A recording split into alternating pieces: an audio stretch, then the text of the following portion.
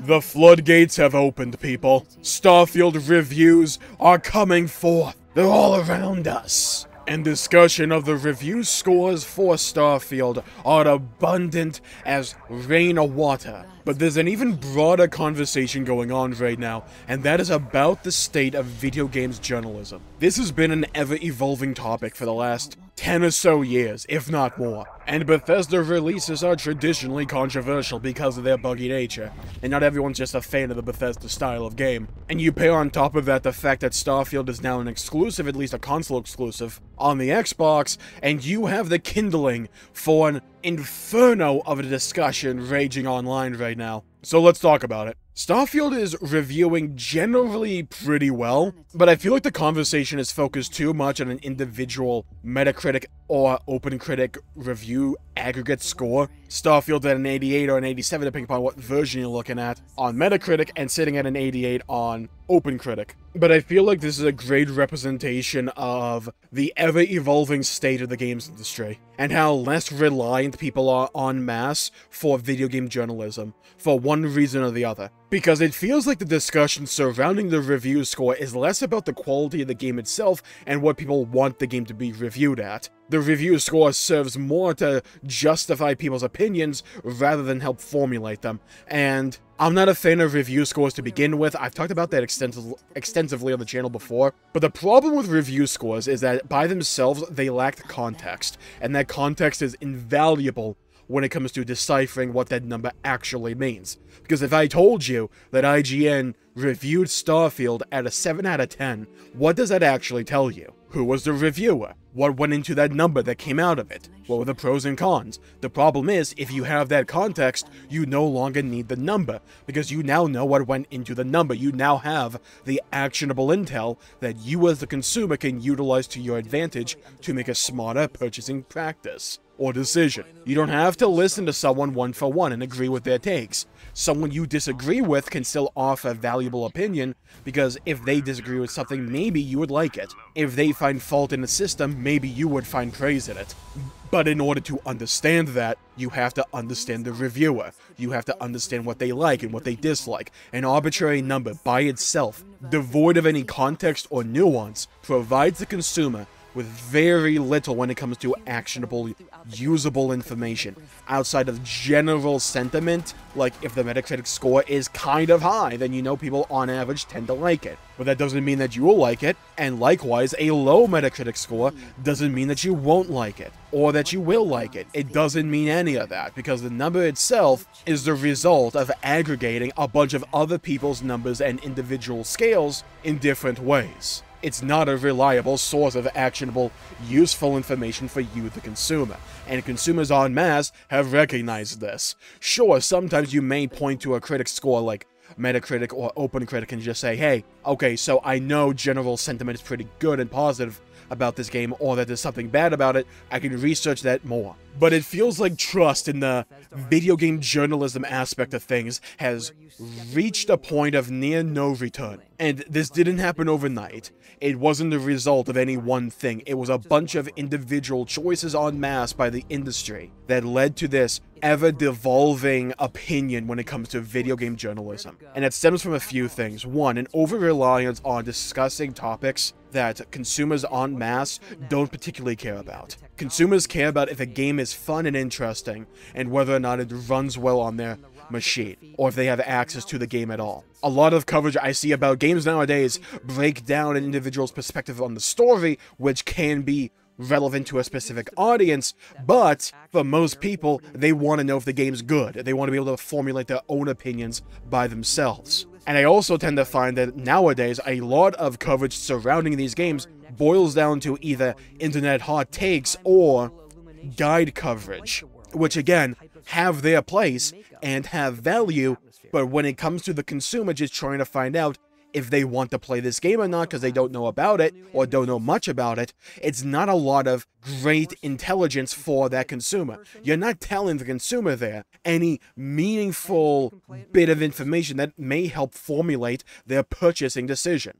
a review can do that, like I said before, but the problem with modern day reviews is if they're not in a video format that can be entertaining to watch as well, the problem is they can just kind of go to the source. A lot of articles and reviews that are in text, I tend to find, operate almost like a middleman between the game and the consumer, whereas the consumer can now just go to the game, whether it is through a free trial or an abundance of coverage online on places like Twitch or YouTube, where you can just go watch a stream or gameplay let's play or whatever, and just see the game in real time, unedited, and without, or at least devoid of other people's opinions if you want that. Because for some people, that is invaluable information, which is abundantly and freely available. Back in the day, you had to rely on shows or magazines or articles about these games to get the information you wanted to form your decision about whether or not you want to buy a game or not. Or you just went off the cover, or trailer, or whatever. Nowadays, there's far more information available to the consumer. It is not the same state of the industry that we were in 20 years ago. It is fundamentally and irrevocably changed. It will never go back. Trying and hoping it will go back is a fool's errand. It's not going to happen. The best bet is to evolve and adapt or die. There is no middle ground on this issue, because it's not down to any one individual's opinions or perspective on this. It's mass consumer practices as a whole and the trend of video game players. And bear in mind, I think this is better for the consumer, because you have actionable, verifiable intelligence that you can work off of that is unbiased, and you can just look it up for free, available, at the touch of your fingers. That is a powerful resource available to you that wasn't always available in the past. If you want to know if Starfield gameplay is fun and interesting, you don't have to look up someone else's opinion on it. You can just go watch gameplay of the gameplay. It is that simple. It is that easy.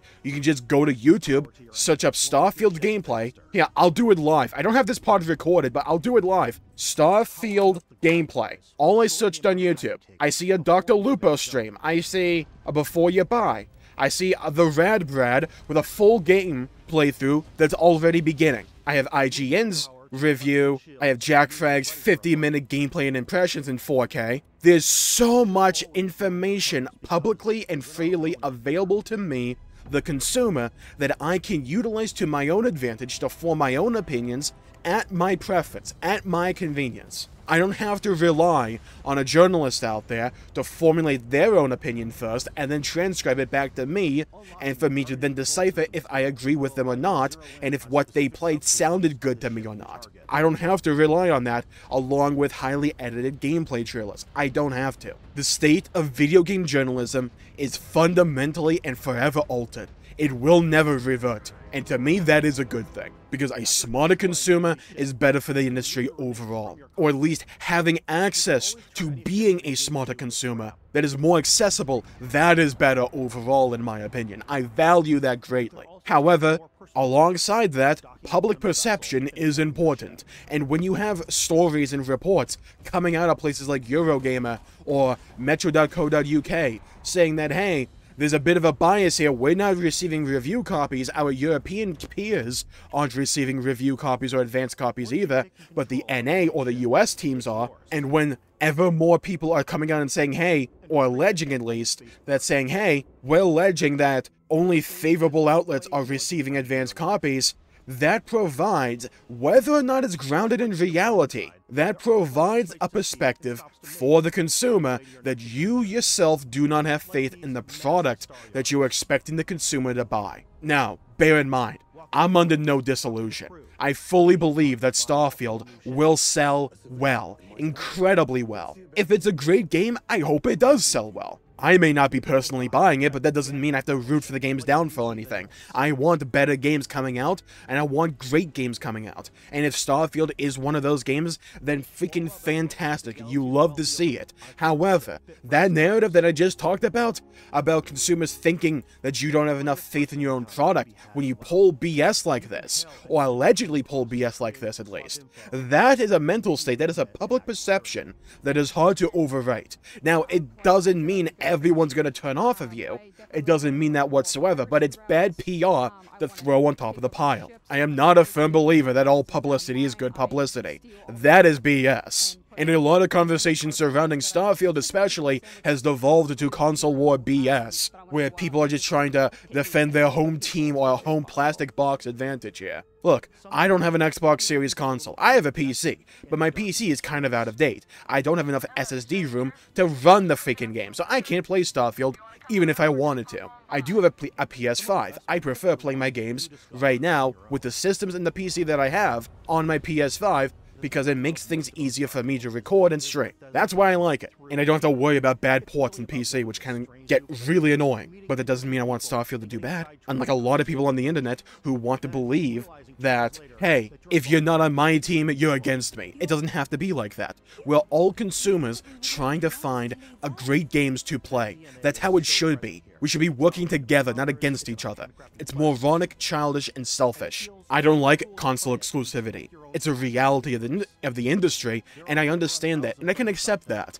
I don't like console exclusivity, though. My ideal would be that everyone would be able to play whatever game they want on their system. But that's not the reality of the industry. And when it comes to Starfield, and when it comes to games like Starfield, that is a reality we have to accept. We may not have to like it, but it is a reality nonetheless, and we have to operate under the rules of reality. And when it comes to games journalism, they have to do the exact same. Like, I do find it kind of funny how people are talking bad about some people's reviews of Starfield already as if they played the game themselves. But at the same time, if someone plays a game and I disagree with it, and I think it's way better than they're letting on, cool, that's fine. The internet at large has, at times and greatly, moved into hot takes into clickbait in a lot of ways. Because that's what gets publicity. That's what draws the eyes. Again, you may not have to like it, but that's the reality of the situation. And game journalism for so long has kind of devolved into the state of perpetually being an